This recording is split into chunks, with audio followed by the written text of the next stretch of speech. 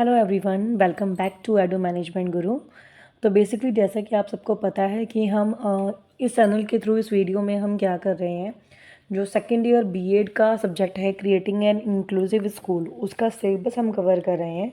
तो लास्ट में हमने पढ़ा था कि डिफरेंशिएशन इंस्ट्रक्शन क्या होता है, ठीक है। तो आज का जो टॉपिक है, आपने देखा होगा कि आपके सिलेबस में एक टॉपिक है प्रोसेस ऑफ डिफरेंशिएशन इंस्ट्रक्शन।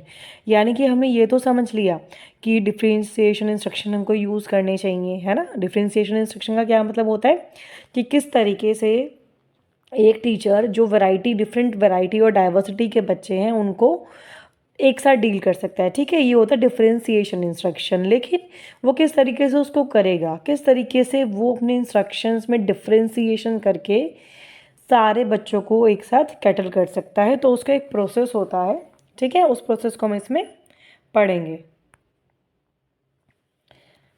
तो देखते हैं इसमें क्या लिखा है। Teachers can differentiate at least 4 classroom elements based on students readiness, interest और लर्निंग प्रोफाइल, ठीक है। जैसे कि इसमें क्या लिखा हुआ है, देखो कि टीचर क्या कर सकता है, टीचर डिफरेंशिएट कर सकता है एटलीस्ट 4, है ना, 4 जो एलिमेंट्स होते हैं। यानी कि जैसे कि एक टीचर अगर पढ़ाता है तो उसको क्या क्या चीज़ें चाहिए होती है, कंटेंट चाहिए होता है ना, कि स्टूडेंट को क्या पढ़ना है, राइट। और क्या चाहिए, प्रोसेस।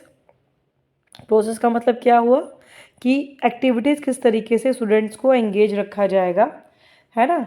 और थर्ड क्या हुआ आपका कि प्रोसेस। प्रोसेस का मतलब क्या हुआ कि activities in which the students engages in order to make sense of और मास्टर द कंटेंट। यानी कि मैंने कंटेंट तो डिसाइड कर लिया बच्चे को कि क्या मुझे कंटेंट पढ़ाना है, क्या मुझे टॉपिक्स पढ़ाने हैं, लेकिन वो किस तरीके से पढ़ाने हैं उसको हम बोलते हैं प्रोसेस, ठीक है। Next, products. प्रोडक्ट्स का मतलब क्या हुआ कि क्या क्या चीज़ें मुझे यूज़ करनी है अपने प्रोसेस में, अपने टीचिंग प्रोसेस में मुझे क्या क्या चीज़ें यूज़ करनी है। जैसे कि फॉर एग्जांपल, अगर आप विजुअल इम्पेयर्ड बच्चे के साथ डील कर रहे हो या फिर आप हियरिंग इम्पेयर्ड बच्चे के साथ डील कर रहे हो, तो जो आपके टूल्स होंगे वो थोड़ा डिफ्रेंशिएट हो जाएंगे ना, दैट इज़ कॉल्ड टूल्स, कि क्या क्या टूल्स आप यूज़ कर रहे हो, क्या क्या इक्विपमेंट्स आप यूज़ कर रहे हो। एंड नेक्स्ट इसमें क्या आता है, लर्निंग एनवायरनमेंट, कि आपका लर्निंग एनवायरनमेंट क्या होगा उस बच्चे को पढ़ाने के लिए, ठीक है। तो that is your learning environment. अब अगर मैं और चीज़ों की बात करूँ तो फर्स्ट हम वन बाय वन करके इसको देखते हैं। फर्स्ट आता है कंटेंट। कंटेंट का मतलब क्या हुआ कि all students need to be given access to the same core content and taught the same big ideas and concepts. यानी कि सारे बच्चों को हमें क्या करना है, एक जैसा कंटेंट पढ़ाना है, ठीक है। ऑब्वियसली बात है, जैसे कि आप सबको पता है क्लास में चाहे कोई बच्चा इंटेलिजेंट हो या फिर थोड़ा एवरेज हो, जो कंटेंट होता है, जो सिलेबस होता है वो उनका सेम ही होता है, लेकिन किस तरीके से टीचर को उसको पढ़ाना है वो डिफ्रेंशिएट हो सकता है। तो कंटेंट का मतलब क्या हुआ कि स्टूडेंट को एक टीचर क्या क्या पढ़ाएगा, है ना।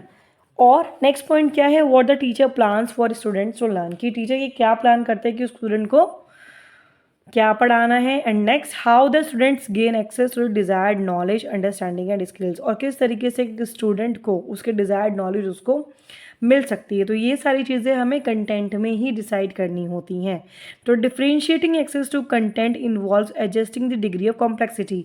यानी कि आपको पता होगा कि जो भी कोई एक सिलेबस होता है, ठीक है, वो एक, या फिर आप मैथ्स का कोई एग्जांपल ले लीजिए। फॉर एग्जांपल आपका कोई मैथ्स की बुक है किसी 8th क्लास के बच्चे की या 7th क्लास के बच्चे की, तो जो उसके कंटेंट्स होते हैं वो आपको अलग अलग लेवल के दिखेंगे। ऐसा नहीं है कि जो सारा कंटेंट है वो बहुत ज़्यादा डिफ़िकल्ट होता है या फिर जो सारा कंटेंट है वो बहुत ज़्यादा ईजी होगा। क्यों? ताकि एक क्लास में बहुत सारे बच्चे होते हैं, तो इसी तरीके से जो भी कंटेंट्स होते हैं वो हमेशा सिंपल टू कॉम्प्लेक्स अरेंज करे जाते हैं। जैसे कि आपने देखा होगा, हमेशा कोई भी बुक होती है किसी भी सिलेबस की, तो स्टार्टिंग में इजी चैप्टर्स होते हैं, उसके बाद थोड़ा कॉम्प्लेक्स आपके चैप्टर्स आते हैं। तो क्या होता है, ये तरीका होता है एक तरीके से डील करने का, राइट।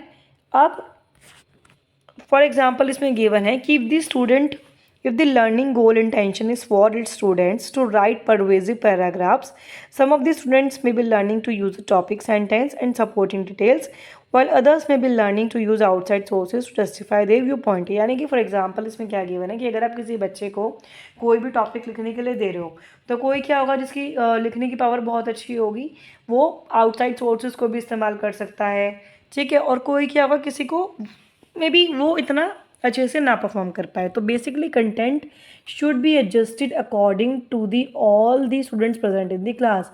ऐसा नहीं कि क्लास में अगर 4 बच्चे इंटेलिजेंट है तो आप सारा कंटेंट ही डिफिकल्ट कर दोगे। It should be arrange according to the all levels. मतलब एक कंटेंट में आपके इजी भी चीज़ें होंगी, थोड़ा डिफरेंट भी होंगी और थोड़ा एवरेज भी होगी। That is your content.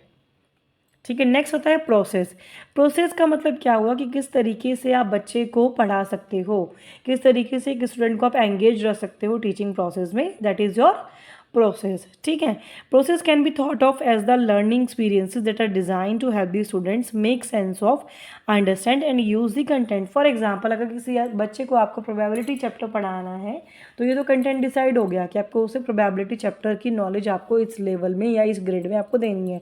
लेकिन उसका प्रोसेस क्या होगा, किस तरीके से आप उसको समझाओगे, किस तरीके से आप उसको पढ़ाओगे। दैट इज़ दी प्रोसेस, कि क्या इक्विपमेंट्स आप यूज़ कर सकते हो उसको पढ़ाने में। राइट, तो दैट इज़ योर आपका प्रोसेस हो जाएगा कि किस तरीके से मैं या फिर कोई भी टीचर किसी भी बच्चे को पढ़ाएगा। जो कंटेंट गिवन है, कंटेंट डिसाइड करने के बाद नेक्स्ट स्टेप यही तो हुआ ना कि हमें क्या करना है, बच्चे को में प्रोसेस उसको पढ़ाना है अच्छे से। तो और उसके लिए बेसिकली क्या करना होगा, हमें सबसे पहले एक स्टूडेंट की नीड्स देखनी पड़ेंगी कि कोई बच्चा किस तरीके से किसी चीज़ को समझेगा। जैसे कि फॉर एग्जांपल कोई हिस्ट्री का चैप्टर है, आप उसको थियोरेटिकली अगर सिर्फ उसकी बुक रीडिंग करवा दोगे तो मे बी इतने अच्छे से उसको समझना है। बट अगर वहीं आपको कोई एक फील्ड विजिट मिल जाती है या आप उसको उस चीज़ से रिलेटेड कोई वीडियो दिखा दो तो वो उस बच्चे की अंडरस्टैंडिंग अच्छी करेगी। So that is the process, आप किस तरीके से उस बच्चे को पढ़ाते हो। राइट, आप एक इसकी बहुत सारी टेक्निक्स भी होती है डिफ्रेंसिएशन इंस्ट्रक्शन की, जिसको हम आगे बढ़ेंगे। तो प्रोसेस में आपका यही होता है। राइट, अब नेक्स्ट पे आ जाइए।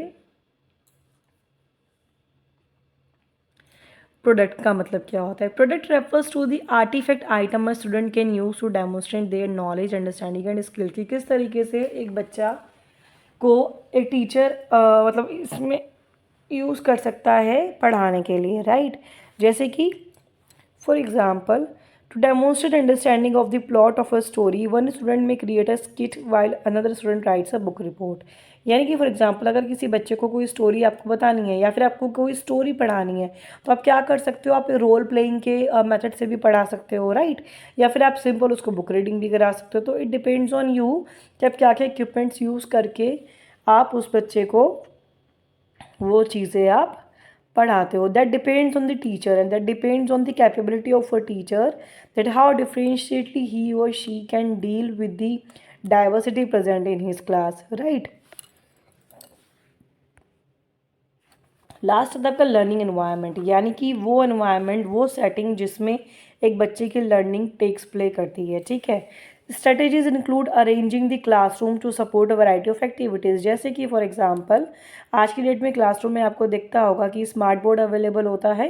राइट, ताकि आप बच्चे को नई टेक्नोलॉजी के साथ आप पढ़ा सकते हो। तो वो जो एनवायरनमेंट है वो बच्चे को अफेक्ट करता है, उसके आसपास का एनवायरनमेंट कैसा है, उसकी जो लाइक सीट्स है वो कंफर्टेबल है या नहीं है, और भी बहुत सारी चीज़ें जो भी आसपास के उसके सराउंडिंग्स हैं जो होनी चाहिए important, that is that affects a student to learn the things. तो ये सारा डिफ्रेंशिएशन इंस्ट्रक्शन आता है जिसको यूज़ करके टीचर डिफ्रेंशिएट कर सकता है अपने इंस्ट्रक्शंस में। राइट, कंटेंट को समझ के, अब कंटेंट को आपने अरेंज कर लिया।